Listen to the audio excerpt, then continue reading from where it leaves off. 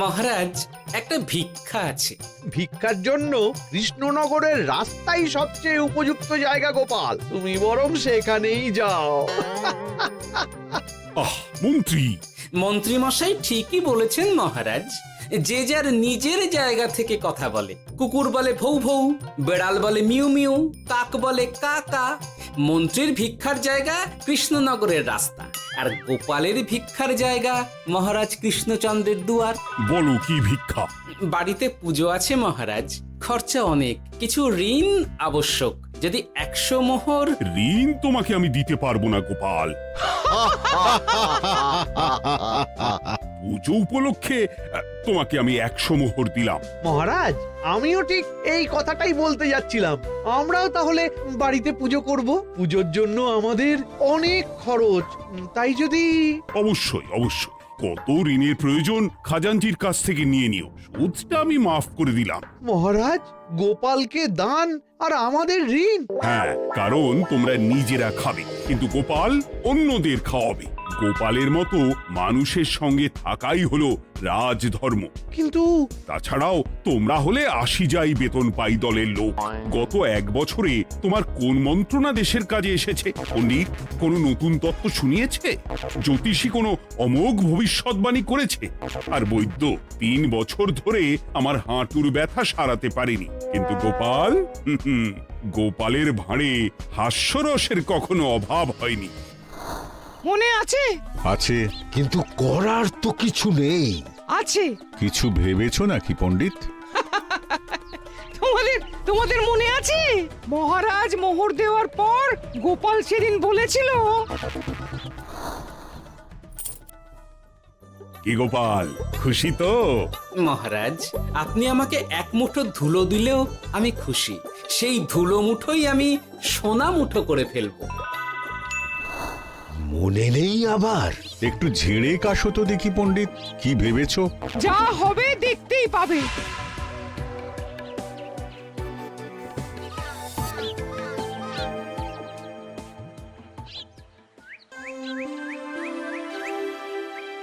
মহারাজের জয় হোক।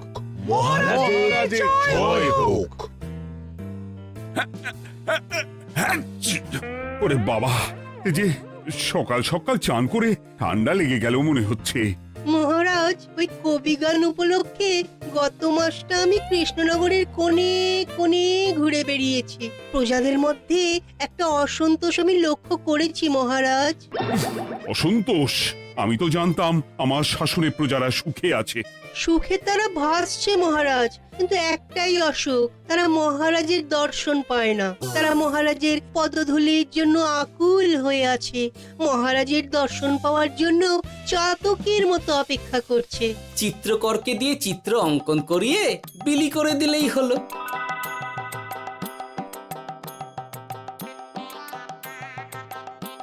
খুব ধুলো হয়েছে মহারাজ, কিন্তু এত ধুলো। কালকের ঝড়ে ঢুকেছে। ঝাড়ুদার,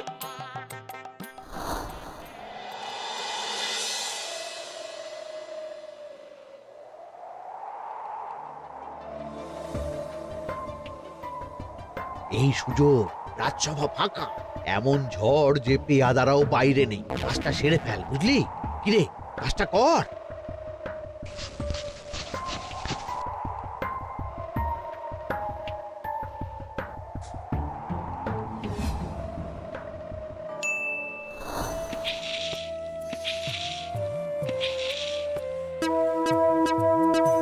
এত ধুলো! মহারাজ, কাল ঝড়টা বড় সাংঘাতিক হয়েছিল। তা বটে। আচ্ছা গোপাল, তুমি বলেছিলে মহারাজ তোমাকে 1 মুঠো ধুলো দিলেও সেটা সোনা হয়ে যাবে। এখনো সেই কথাই বলছি। মন থেকে বলেছিলে না মহারাজকে তেল দেবার জন্য? তেল দেওয়ার দায়িত্বটা তো আপনি নিজের কাঁধেই নিয়ে ফেলেছেন। আমি যা বলি সত্যি বলি। আজ যদি এই 4 ঝুড়ি ধুলো মহারাজ তোমাকে উপহার দেন, তখনও একই কথা বলবে? নিশ্চয়ই।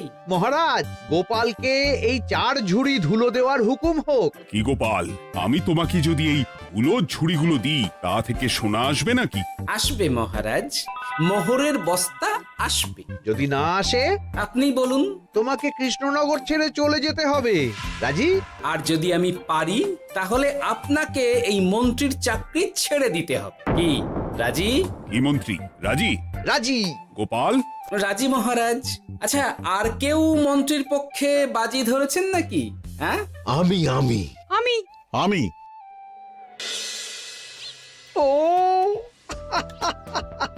গোপাল এবার যে মরণ কুয়োতে ঝাঁপিয়েছে সেখান থেকে আর উঠে আসতে পারবে না। পুরো থেকে মোহরের বস্তা আসবে। এ হচ্ছে গোপালের উন্মাদ রোগের শুরু। দেমাক দেমাক মহারাজের পিঠ চাপড়ানি পেয়ে পেয়ে গোপাল ভেবেছে যে ও সব কিছু করতে পারে। এবার শুধু সেই দিনটার অপেক্ষা যেদিন গোপালকে উল্টো গাধায় চড়িয়ে কৃষ্ণনগর থেকে বার করে দেব। এতটা নিশ্চিন্ত হবেন না মন্ত্রীমশাই। গোপাল কিন্তু হালকা কথা ছুঁড়ে দেওয়ার লোক নয়। কি বলতে চাইছো পণ্ডিত? ওই 4 ঝুড়ি ধুলো থেকে মোহরের বস্তা আসবে? না, তা বলছি না। অন্য জায়গা থেকেও তো মোহরের বস্তা আসতে পারে। তার সঙ্গে ধুলো মিলিয়ে দিলেই কেল্লা ফতে। গোপালের নিশ্চয়ই কোনো পরিকল্পনা আছে। গোপালের সব পরিকল্পনার গোড়া মেরে রেখে দিয়েছি পণ্ডিত। ঘটা আছে গোপালের পেছনে আর ঘটা আছে গোপালের বাড়ির পাহারা। লুকিয়ে কিচ্ছু করতে পারবে না। আরে ওই তো বটা আসছে। বেল্লিক, উল্লুক, তোকে আমি জল বিছুটি দেওয়াবো। গোপালকে ছেড়ে চলে এসেছিস কেন? এই ছেড়ে আসবো কেন মন্ত্রী মশাই? গোপালকে ওর বাড়ির সামনে ছেড়ে এসেছি। ওখানে তো ঘটা আছে। ও বড্ড ঘুরিয়েছে বেটা। কোথায় কোথায় গিয়েছিল গোপাল? 4 ঝুড়ি ধুলো নিয়ে বেটা বাড়ির উল্টো দিকে হাঁটা দিল। চললাম পিছু পিছু যাচ্ছিল কোন দিকে? নদীর দিকে। কিন্তু গোপাল দাঁড়ালো যদুর বাড়ির সামনে। এই যদু হলো সেই লোক যে লোকজনের বাড়িঘর কেনা বেচা করে আর লোক ঠকায়। আগে রাজধানীতে থাকতো। বেটা রাজধানী থেকে এই কৃষ্ণনগরে পালিয়ে এসেছে। এখানেও লোক ঠকাচ্ছে, কিন্তু বেটা এত চালাক যে কিছুতেই ধরা যাচ্ছে না। এইরকম লোককে ধরাচ্ছে হাতে রাখা ভালো নয় কি মন্ত্রীমশাই? সে তো জানি, কিন্তু ওর ওপর মহারাজের কড়া নজর আছে। এখন ওর সঙ্গে সম্পর্ক রাখা খুব ঝুঁকি। যাই হোক, তারপর? হ্যাঁ, তারপর যদু, যদু রে, গোপাল খুড়ো, আরে তুমি এখানে কি করছো? দেখতেই তো পাচ্ছিস ধুলো। তবে যে সে ধুলো নয়, মহারাজ কৃষ্ণচন্দ্রের পদধূলি। শুনিসনি বোধহয় এখন কৃষ্ণনগরে সবচেয়ে বেশি চাহিদা মহারাজের পদরেণু। আচ্ছা, মহারাজের পদরেণু নিয়ে যাচ্ছ কোথায়? এই ছোট ছোট পুলিন্দায় ভরে কৃষ্ণনগরের প্রত্যন্ত জায়গায় যেখানে প্রজারা মহারাজের সাক্ষাৎ পায় না সেখানে বিক্রি করব। তোমার কি মাথা খারাপ? পায়ের ধুলো বিক্রি হবে? ওরে, গতবারে মাত্র 1 ঝুড়ি ধুলো 1000 মোহরে বিক্রি করেছিলাম, এবারে 4 ঝুড়ি। শোনো, তুমি আবার ঘুরে ঘুরে বিক্রি করবে কেন? তোমাকে আমি বরং 10 মোহর দিয়ে দিচ্ছি। তুমি আমাকে এগুলো দিয়ে দাও, আর বিক্রি করে যা হবে তোমাকে এই 40 ভাগ দিয়ে দেবো। ওই 10 মোহরে বদমাস দুদুকে ধুলো বেচে গোপাল বাড়ির দিকে চললো। বাড়ির সামনে অব্দি পেছনে পেছনে গিয়ে তারপরে এই আপনাদের কাছে আসছি। বলিস কি রে, ধুলো বেচে 10 মোহর? ও মন্ত্রীমশাই, গোপাল তো একেবারে নাড়ি ধরে টান মেরেছে। গেল রাজসভায় এমন সুখের চাকরিটি গেল। এবার আবার রাস্তার ধারে গিয়েই বসতে হবে। এবার নবাবের দরবারে জায়গা আছে কিনা খোঁজ করি গিয়ে। তাত্তেরি 10 মোহর আর 1 বস্তা মোহরের মাঝখানে অনেক রাস্তা। সেই রাস্তায় আমি লোক বসিয়ে রাখবো। আরে আরে ওই তো তোমার ঘটা আসছে। এই, তুই গোপালের ঘরের পাহারা ছেড়ে এলি কেন? গোপাল নেই নেই নেই নেই নেই নেই।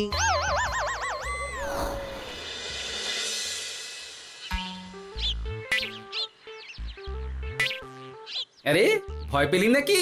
না না না না না, ভয় পাবো কেন? শোন, তোকে পেয়ে আমার খুব ভালো হলো বুঝলি।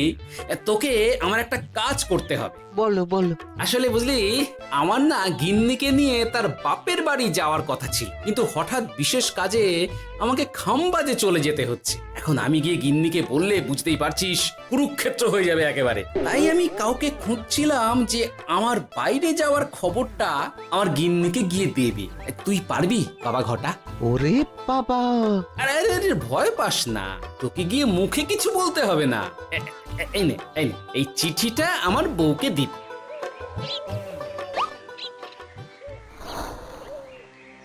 কৃষ্ণনগর ছেড়ে চুপি চুপি চলে যাচ্ছি, চালাকিটা দেখেছেন? ওসব চালাকি আমি তুড়ি মেরে উড়িয়ে দেব। কি করবেন? চারিদিকে আমি অশ্বারোহী গুপ্তচর পাঠাচ্ছি, গোপালকে কোনো চালাকি করতে দেব না।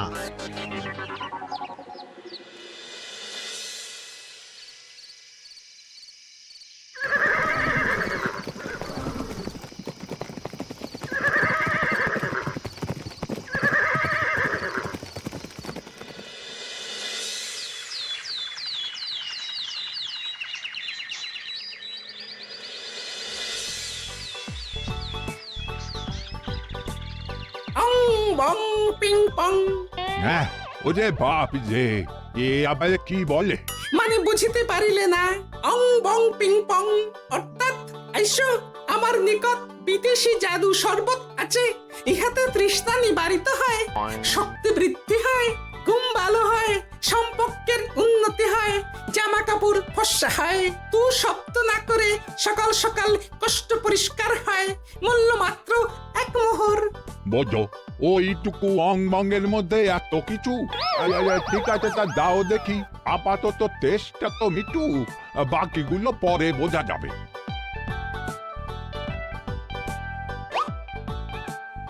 আহা, বড় ভালো খেতে তো। ঠং ঠং অর্থাৎ শক্তি বৃদ্ধি হলো। হ্যাঁ, মনে হচ্ছে গায়ে যেন 2 গুণ বল পাচ্ছি। কি হয়েছে ভাই? এ কে? এ ভিন দেশ থেকে জাদু শরবত নিয়ে এসেছে গো। জাদু শরবত ভিনদেশ? একেবারে বহু ভুজা শরবত। খেলে তেষ্টা যাবে, গায়ে জোর হবে, ঘুম হবে, সম্পর্ক ভালো হবে, জামা কাপড় ফর্সা হবে, সকালে হ্রাস করে পেটও পরিষ্কার হবে। সে কি? দাও গো ভাই, আমাকেও দাও। গুড় জল, সঙ্গে একটু ভাজা মশলা, আমচুর আর বিট নুন, শুদ্ধ দেশি জিনিস। জানলে কেউ ছুঁয়েও দেখতো না, কিন্তু একটু বিদেশি গন্ধ দিতেই একেবারে হট্ট মেলা। আরে তোমরাও এসেছো দেখছি। সং সং শঙ্কা, লং লং লঙ্কা। মানে অর্থাৎ এই শরবত খেলে আর শঙ্কা নাই, বুদ্ধি লঙ্কার মতন ঝাল হয়ে যাবে। তারপর ডং ডং ডঙ্কা, টং টং টঙ্কা, ফাইন ফাইন, অর্থাৎ টাকা আসবে আমার কাছে।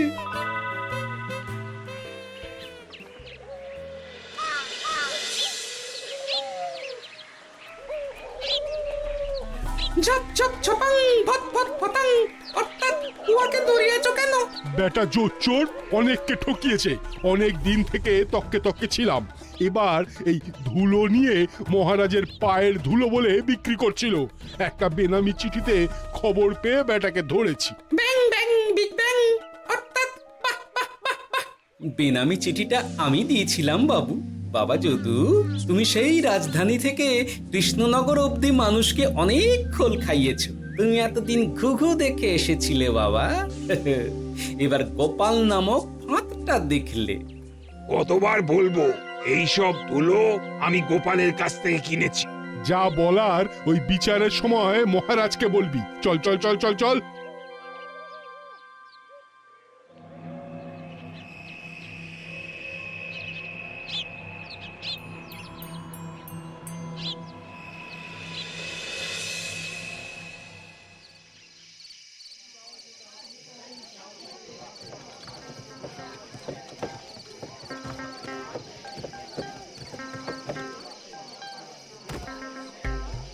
ঝন্টু মন্টু ননাংফু।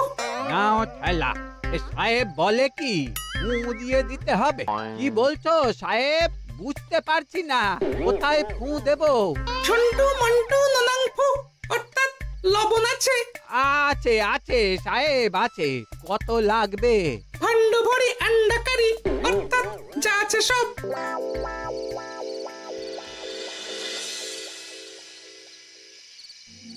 ব্যাস, মোটামুটি আশেপাশে সব দোকানের নুন এখন আমার জিম্মায়। এবার আসল মজা শুরু হবে।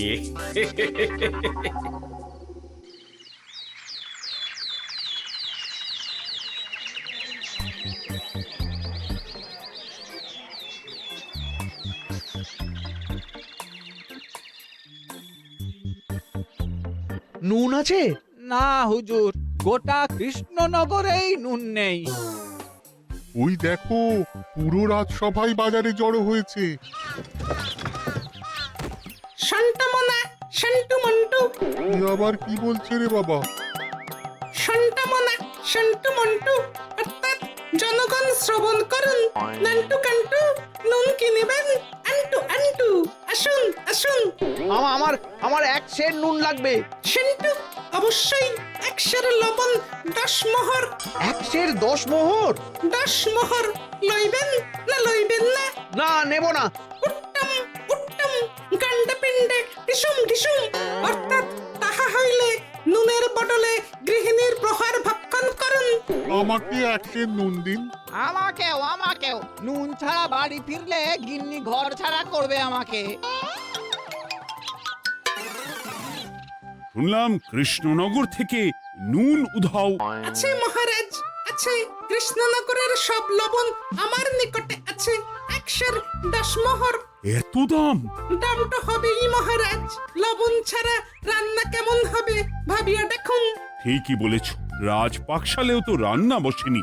100 সেরের মতন রাজপ্রাসাদে পাঠিয়ে দাও। 1000 মোহর দিয়ে দাও।